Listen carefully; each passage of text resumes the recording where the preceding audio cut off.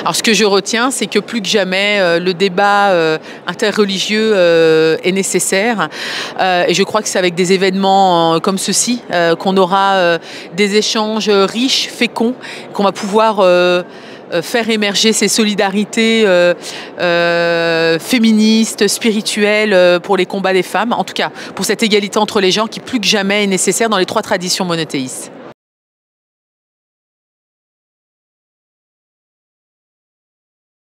C'est un rapport à la transcendance qui est censé m'épanouir, amener un bien-être à la fois mental, physique, psychologique et surtout la spiritualité pour moi c'est d'être dans cet amour inconditionnel vis-à-vis de l'autre, vis-à-vis de tous les êtres humains parce que finalement c'est ça le sens de cette vie, c'est d'être au service de tous les êtres humains dans un amour inconditionnel sans rien attendre en retour.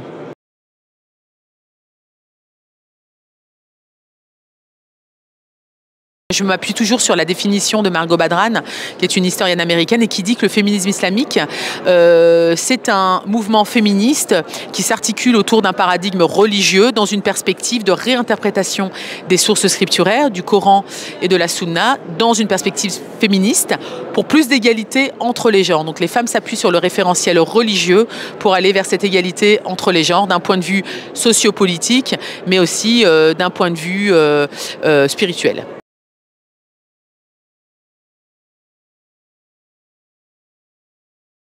Ah mais les femmes ont une place centrale. Le prophète de l'islam, paix et salut sur lui, a lui-même été entouré de femmes qui l'ont entouré de tout leur amour, à commencer par Khadija lorsqu'il a reçu la révélation. Il est allé dans le giron de Khadija lorsqu'il a reçu la révélation de l'ange Gabriel. Et c'est elle qui lui a redonné confiance en lui, qui l'a entouré de tout son amour et qui l'a rassuré par rapport à la frayeur qu'il a eue lorsque l'ange Gabriel a commencé à lui révéler les premiers versets. Donc c'est une femme qui l'a entouré, qui l'a encouragé dans sa mission.